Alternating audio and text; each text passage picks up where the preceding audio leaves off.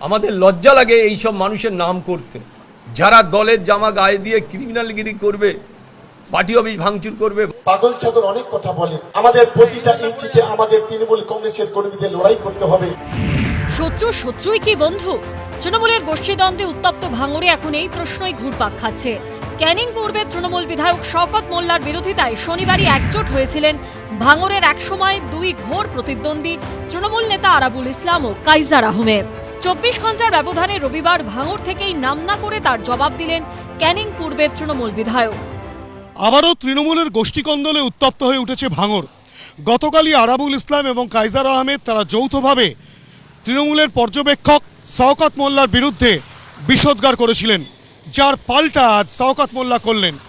এই দুজনের কথায় গুরুত্ব না দিয়েও এই দুজনের প্রতি ছুঁড়ে দিলেন হুঁশিয়ারি।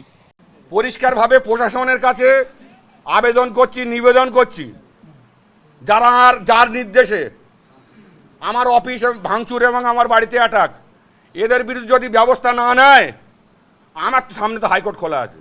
তুমি কোন জায়গায় তুমি ঘা মেরেছো? তুমি এই তো বলো না, হুজুর সেদিনকে বললো তুমি এতদিন ইট পাটকেলে খেলছিল, এখন পাহাড়ে ঘা দিয়েছো, তো তুমি কোন জায়গায় ঘা দিয়েছো তোমার শেষ না দেখে আমিও ছাড়বো না। তৃণমূল কংগ্রেসের মানুষ আমাদের সাথে, ইভেন অন্য যারা দল করে তারাও আমাদেরকে ভালোবাসে। 2 পয়সা 4 পয়সার কিছু নেতা আছে যারা বিভিন্নভাবে বিভ্রান্ত করে আমাদের তৃণমূল কংগ্রেসের কর্মীদের তারা বিভিন্নভাবে বিপদে পরিচালিত করতে চায়। ভাঙড়ে গোষ্ঠীদ্বন্দ্বের জন্য নাম না করে শওকত মোল্লাকে দায়ী করেছিলেন ভাঙড়ের সাসপেন্ডেড তৃণমূল নেতা আরাবুল ইসলাম। সেই অভিযোগের জবাব দিতে গিয়ে তৃণমূলের একাংশের বিরুদ্ধে আইএসএফ এর সঙ্গে যোগসাজশের অভিযোগ তুলেছেন শওকত মোল্লা। যখন 2021 সালে রেজাউল করিমকে প্রার্থী করেছিল, তখন দেখলাম কিছু তথাকথিত নেতা দিদিকে শিক্ষা দিতে গিয়ে, অভিষেক বন্দ্যোপাধ্যায়কে শিক্ষা দিতে গিয়ে তারা আইএসএফের সঙ্গে যোগসাজশ করে তারা নিজেদেরকে বড় করতে গিয়ে দলটাকে ছোট করে দিয়েছিল। যদিও যোগসাজশের অভিযোগ উড়িয়ে দিয়েছে আইএসএফ।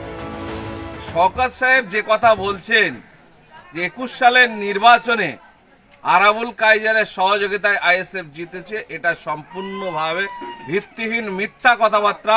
ভাঙড়ের জনগণ, সাধারণ মানুষ ভোট দিয়ে আইএসএফকে জিতিয়েছে, আর নিজেদের মধ্যে যত খেয়ে আর যত তোলাবাজি নিয়ে গন্ডগোল করুক, তাতে আমাদের কোনো দৃষ্টিগোচর করার প্রয়োজন নেই।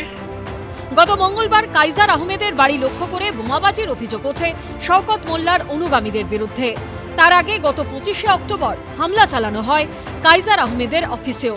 বাড়িতে বোমাবাজির ঘটনায় ভাঙড় থানায় ইমেল করে অভিযোগ জানান তৃণমূল নেতা কাইজার আহমেদ, যেখানে নাম ছিল ক্যানিং পূর্বের তৃণমূল বিধায়ক শওকত মোল্লার। আর এবার সেই দ্বন্দ্বই চলে এলো একেবারে প্রকাশ্যে। হিন্দলদের রিপোর্ট, এবিপি আনন্দ, দক্ষিণ 24 পরগনা। দেখুন, এইটা মাথায় রাখতে হবে, এই ভাঙড় বিধানসভা হচ্ছে যাদবপুর লোকসভার অন্তর্গত 7টা যে বিধানসভা, তার মধ্যে এইখানে কিন্তু তৃণমূল পর্যুদস্ত হয়েছিল। আমি মণিশঙ্কর চট্টোপাধ্যায়ের কাছে আসবো। এই ভাঙড় মানে আজকে থেকে এইরকম অবস্থায় গোষ্ঠীদ্বন্দ্ব এই জায়গায় নেই, এমন জায়গায় গেছে, এ তো কার্যত তিনি মেলালেন শওকত মোল্লা চিরপ্রতিদ্বন্দ্বী কাইজার আহমেদ এবং আরাবুল ইসলামকে এক ছাতার তলায় এনে দিলেন। কতটা মাথা ব্যথার কারণ হয়ে দাঁড়িয়েছে ভাঙড়ের একটা জিনিস ব্যাপারটা হচ্ছে এটা পুরো নিজের একটা দলের গোষ্ঠী কোন্দল, এবং সেটা তাদের নিজের দলের ব্যাপার। কিন্তু দেখা যায় যে ভোট যখন হয় তখন দুটো গোষ্ঠী তারা কিন্তু এক জায়গাতেই ভোটটা দেয়, মানে ভোটের মানে কোনো অন্য জায়গায় চলে যায় না। এক দুই হচ্ছে একটা জিনিস সত্যি আপনি পুরোটা শোনেননি। তাহলে বিষয়টা হচ্ছে শওকত মোল্লা বলছেন আরাবুল ইসলাম আইএসএফ এর হাত ধরেছিল। আমি বলছি বিধায়ক বলছেন তিনি ভাঙড়ের পর্যবেক্ষক, সেটা ওরা বলছে, কিন্তু ভোটটা ওরা এক জায়গাতেই দেয়। এক দুই হচ্ছে এই যে দল বদল করার যে একটা নীতি, যে defection law, anti defection law, এইসবগুলো স্ট্রং হয়নি বলে এই সিপিএম এর লোকগুলোই তো শওকত মোল্লা যে কথা, সিপিএম থেকে আসা, এই যে দল বদল ফলে তারা ইতিহাস ভূগোল কিছু জানে না। আমি বলছি যে একটা দলের নীতি আদর্শ এইগুলো না জেনে গোষ্ঠীকন্দল করে, এগুলো একদমই ঠিক নয়। প্রকাশ্যে আসছে সেটাও ঠিক নয়, এবং আমার মনে হয় কোনো জায়গায় কন্ট্রোলটা এদের হাত থেকে চলে যায় বলে সেই সময় আমি বলছি তার মানে এই যে ভাঙড়কে নিয়ে বারে বারে স্বয়ং দলের সর্বোচ্চ নেত্রী বার্তা দিচ্ছেন, একসঙ্গে চলার বার্তা দিচ্ছেন, আসলে আখেরে কাজের কাজ কিছুই হচ্ছে না। দলনেত্রী জানেন যে এদেরকে জানার পরেও পরিস্থিতি উন্নতি দেখা যাচ্ছে না। দুই পক্ষই কেউ তৃণমূলের বাইরে যাবে না, ফলে এইখানটাতে যদি তিনি কন্ট্রোল করতে নাও পারেন, আসলে তার দলের মধ্যেই দুজন থাকবেন এই কনফিডেন্সটা রেখেই মনে হয় সেরকম ধরনের কোনো কনফিডেন্সটা পদক্ষেপ এমন নেয় না। একটা জায়গায়, খেয়াল করুন, আমি আবার বলছি, কাইজার আহমেদ কার হাত ধরলেন যাকে তৃণমূল সাসপেন্ড করে দিয়েছে? সেই সাসপেন্ডেড বা বহিষ্কৃত তৃণমূল নেতা আরাবুল ইসলামের হাত ধরে উৎখাতের ডাক দিচ্ছেন একেবারে শওকত মোল্লাকে। সৈকত গিরির কাছে আসতে চাইবো। আজকে একেবারে তোমাদের যে জোট প্রার্থী যিনি ছিলেন, যিনি এই মুহূর্তে ভাঙড়ের আইএসএফ এর বিধায়ক, তিনি তার মানে বিধায়ক হয়েছেন তৃণমূলের বদান্যতায়। তৃণমূলের একটা অংশ আইএসএফ এর হাত ধরে আইএসএফ এর জয়কে নিশ্চিত করেছেন, যদি শওকত মোল্লার অভিযোগকে সত্যি বলে মানতে হয়। সুব্রতা, গতকাল থেকে একটা ট্রেন্ড চলছে। বাই দা ওয়ে, এই Kaiser, Arabul, Shaukat, they are looking good in the jail. এই জেলের মধ্যে থাকা এলিমেন্ট, তৃণমূল কর্মীকে খুন করা, তাজা নেতা তকমা পেয়েছিল মদন মিত্রের হাত ধরে, কতবার সাসপেন্ড হয়েছে, কতবার দলে ঢুকেছে তৃণমূল নেতারাও জানে না। শওকত বোমবাদে মমতা বন্দ্যোপাধ্যায় বলেছিলেন, কাইজার আহমেদ তোলাবাজ তৃণমূলের নেতারা বলেছিল। আইএসএফ সংযুক্ত মোর্চার প্রার্থী নওশাদ সিদ্দিকী জিতেছে, ধর্মনিরপেক্ষতার রাজনীতি করেছে।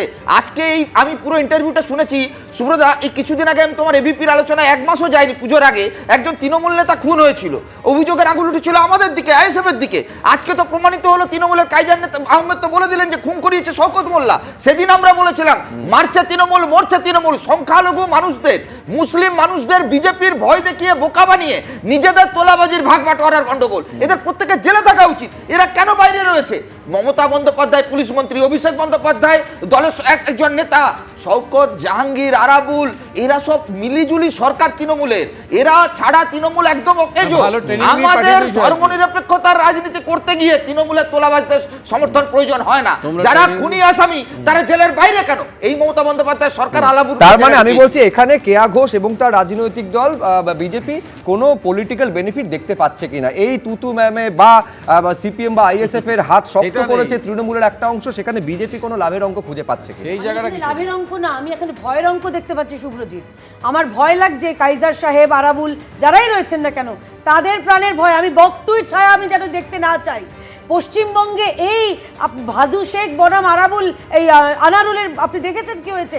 9টা একদম নিরীহ প্রাণ, তাজা প্রাণ, তার মধ্যে শিশু ছিল, মহিলা ছিল, তাদের প্রাণ গেছিল। আমি এই কাইজার সাহেবের বাড়ির যে ভাঙচুরের ভিডিওগুলো দেখছিলাম, আমার মনে হচ্ছে সেই একই জিনিস চলছে এবং সেটা স্টেট স্পন্সার্ড। কারণ শওকত মোল্লা একজন বিধায়ক। বিধায়ক যদি এদের অভিযোগ সত্যি হয়ে থাকে, তাহলে বিধায়কের বদান্যতায় যে ভাঙড়ে এই ভাঙচুর, লুট, তরাজ, মারপিট চলছে এবং গুলি বোমা চলছে। কিছুদিন আগে মনে আছে যে বোমাতে, এই গুলিতে আইএসএফ এর কিছু যারা কর্মী, তাদের 2-3 প্রাণ গেছিল, শো করেছিলেন। এটা পঞ্চায়েত নির্বাচনে কতগুলো প্রাণ চলে গিয়েছে, পর পর বোমাবাজি হয়েছে। ভুল হয়ে গেছে, কেয়া ঘোষকে করা। আমি বলছি যে ভাঙড় নিয়ে তো ইন্টারেস্টেড নয়। ভোটের অঙ্ক তো দেখবেন না প্রকাশ্যে শুভ্রজিৎ, বলেছে আমরা মুসলিম ভোট চাই না। এখানে সবকিছু ফলে ভোটের এখানে অঙ্ক নয়, বেনিফিট এটা আছে কি প্রাণের নেই অঙ্ক প্রশ্নটাই রয়েছে। আসে না। এদের কি ফলে কোনো কার প্রাণের, কথা এদের কি বলছে? কোনো আইএসএফ রকম এর পক্ষে ভোটে কথা জেতা কথা বলছে একমাত্র না। লক্ষ্য, মানে তাতে তৃণমূলের জটা ভয়ে প্রাণ কথা যায় বলছে, যাক। কোনটা? আর বামেরা ওই বামেরা কথা ইন্ডিয়ানটা বলছে, নেই, কেয়া ঘোষকে বামেরা বলছি। যে তৃণমূলের ঘোষিত বি টিম, বামেদের যে সব পুলিশ ইন্ডিয়ান লাইসেন্স কেজি, আছে, ভাঙড়ে তোমাদের সেটা তো কিছু হবে না, প্রমাণিত। ওখানে আরে তৃণমূল বিমান নেই। বাবু, তোমাদের কিচ্ছু হবে না, তৃণমূল থাকলে হতো। ওখানে আইএসএফ আছে। 16 সালেও আমরা জিতেছিলাম ওখানে। 16 সালে আমাদের ক্যান্ডিডেট জিতেছিল। বেশ বেশ বেশ বেশ বেশ, আমি শুধু একটা কথা মনে করিয়ে দেবো, সেটা হচ্ছে এই ডায়মন্ড হারবার লোকসভা কেন্দ্রে কিন্তু নওশাদ সিদ্দিকীকে প্রার্থী হিসেবে দাঁড় করার একটা প্রস্তাব শুভেন্দু অধিকারীর তরফ থেকে এসেছিল, এটাও সমানভাবে মনে করিয়ে দেওয়া দরকার। কিন্তু মূল প্রশ্ন হচ্ছে, এই রকম যখন পরিস্থিতি, প্রদীপ চট্টোপাধ্যায়ের কাছে আসবো, যে ভাঙড় কি তাহলে রাজ্যের বাইরে কোনো একটা জায়গা নাকি? এই রকম পরিস্থিতি স্বয়ং মুখ্যমন্ত্রী খেয়াল রাখতে হবে। ভাঙড়কে কলকাতা পুলিশের মধ্যে তিনি নিয়ে এলেন, তারপরে এক তো হচ্ছে অস্ত্রের ঝনঝনানি, হিংসার ঘটনা, দ্বিতীয়ত হচ্ছে এই রাজনৈতিক চাপানুতর, যেটা এখন তৃণমূলের গোষ্ঠীদ্বন্দ্ব যে জায়গায় পৌঁছেছে। উত্তরণ কিছু দেখা যাচ্ছে না তার মানে। দেখুন, এটা পশ্চিমবঙ্গের বাইরে নয়, পশ্চিমবঙ্গের মধ্যে অনেক জায়গাতেই তৃণমূলের গোষ্ঠীদ্বন্দ্ব। বীরভূম একটা জ্বলন্ত উদাহরণ। সামলাতে গিয়ে সব কমিটি করে দুজনকে এক জায়গায় বসাতে হয়। এইখানে আসলে মুশকিল হচ্ছে যে এখন বিধানসভা নির্বাচনে টিকিট প্রার্থী কাই হবে, কে আরও বেশি করে লাভের গুড়টা ঘরে তুলবে, এইটাই হচ্ছে কি আসল। আজকে দেখুন তো, তৃণমূল কংগ্রেসের দুটো গোষ্ঠী এখন আজকে সারা রাজ্যে এসআইআরের আবহাওয়া, তারা সেইগুলো না বুঝে, যেখানে ওখানে অনেক মানুষ আছে যাদের হয়তো ডকুমেন্টের অভাব হতে পারে, সেইগুলোতে না করে আপনি করছেন কি নিজেদের মধ্যে ঝামেলা ঝঞ্ঝাট, এবং সেটা এমন সময় করছেন যখন হচ্ছে গিয়ে সাধারণ মানুষ হাপিত্তেশ করে বসে আছে, আতঙ্কে ভুগছে। তাহলে এই রাজনীতিটা আসলে তৃণমূল কংগ্রেসের, কারণ দুটো গোষ্ঠীই তো তৃণমূল কংগ্রেসের। মনিদা বললেন যে এরা আসলে সবাই তৃণমূল, তাহলে এই সবাই তৃণমূল যেখানে, সেখানে এই দ্বন্দ্বগুলো আসলে লোক দেখানো, এবং সেইখানে যাতে সাধারণ মানুষ আরও সমস্যা হয়। আপনি ওখানে জলের কি অবস্থা, নর্দমার কি অবস্থা, সাধারণ মানুষের পরিষেবার কি অবস্থা, সেইগুলোর দিকে তো কই একবারও বললেন না। যখন নিজের বাড়িতে আপনি আঘাত আসছে, নিজের অফিস ভাঙচুর হচ্ছে, তখন আপনি তার বিরুদ্ধে বলছেন। সাধারণ মানুষের পরিষেবা নিয়ে, বিধায়কের কাজ নিয়ে একবারও তো বলতে পারলেন না। তাহলে আজকে জায়গাটা দাঁড়াচ্ছে যে তৃণমূল কংগ্রেস মানুষের পরিষেবা নিয়ে চিন্তিত নয়, নিজের পরিষেবা নিয়ে চিন্তিত। বিধায়ককে জিজ্ঞেস করুন, বিজেপি আক্রমণ করবে? আমি চট্টোপাধ্যায় বলছেন যে একেবারে গোষ্ঠীদ্বন্দ্বে ব্যস্ত রয়েছেন, অথচ নাগরিক পরিষেবার দিকে কেন বিধায়ক এবং যারা দায়িত্বপ্রাপ্ত নেতা রয়েছেন তাদের নজর নেই।